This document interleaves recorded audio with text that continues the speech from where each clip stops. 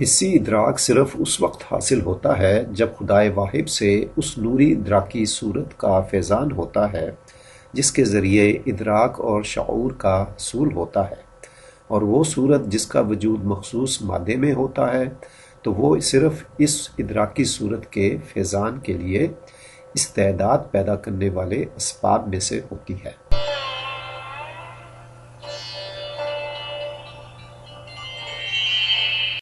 اس تحریر میں ملا صدرہ ایک ایسے امر کا ذکر کر رہے ہیں جس کے بارے میں حالیہ سائنس سخت الجھن کا شکار ہے۔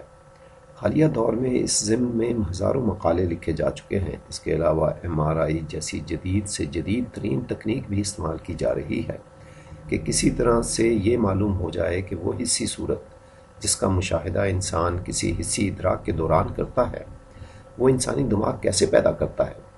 حالیہ سائنس اس سلسلے میں جو کچھ کہہ رہی ہے اس کا ایک اجمالی اظہار اس شکل میں ہوتا ہے۔ حالیہ سائنس کے مطابق حسی ادراک میں اجمالی طور پر 4 عوامل ہوتے ہیں۔ اول، محسوس شے یعنی گلاب کا وجود خارجی۔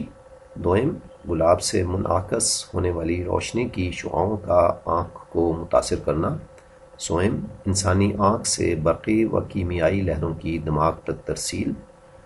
چہارم، دماغ میں برپا برقی و کیمیائی عوامل۔ حالیہ سائنس کے مطابق انسان میں حسی ادراک ان 4 اسباب کے مرہون منت ہے، لیکن سائنس کو یہ نہیں سمجھ آ رہا کہ ان 4 جسمانی عوامل سے غیر جسمانی ادراکی صورت کا وجود ذہنی کیسے وجود پاتا ہے۔ اس لیے سائنس کے کچھ پیروکار تو سرے سے وجود ذہنی کا ہی انکار کر دیتے ہیں، یعنی جس وجود سے وہ تمام دنیا کا ادراک کر رہے ہیں خود اسی کا انکار کر بیٹھتے ہیں۔ اس الجھن کا حل ہمیں ملا صدرہ کے فلسفہ میں ملتا ہے۔ ملا صدرہ کے خیالات کے مطابق مندرجہ بالا 4 جسمانی امور میں سے کوئی بھی حسی صورت کو وجود نہیں دے سکتا، بلکہ یہ 4 امور انسانی ذہن میں اس ادراکی صورت کے وجود کو حاصل کرنے کی صرف استعداد پیدا کرتے ہیں، یعنی یہ 4 محض استعدادی سبب ہیں۔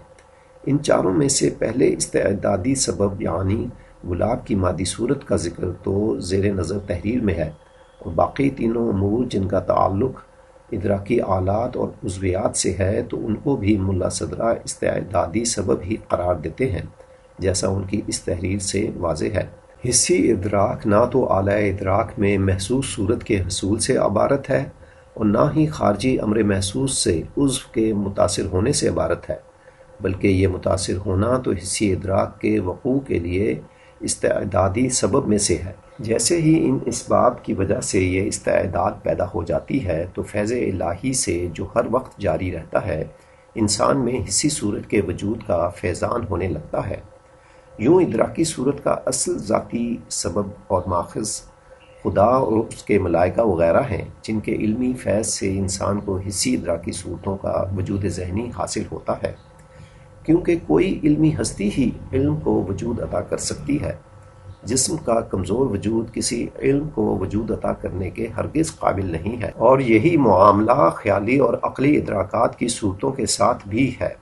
ان ادراکات کے دوران بھی دماغ اور اس میں برپا مختلف عوامل صرف انسان میں ان ادراکی صورتوں کے حصول کی استعداد پیدا کرتے ہیں، باقی رہا ان صورتوں کا وجود تو وہ خدا اور اس کے ملائکہ وغیرہ کی طرف سے ہی عطا ہوتا ہے۔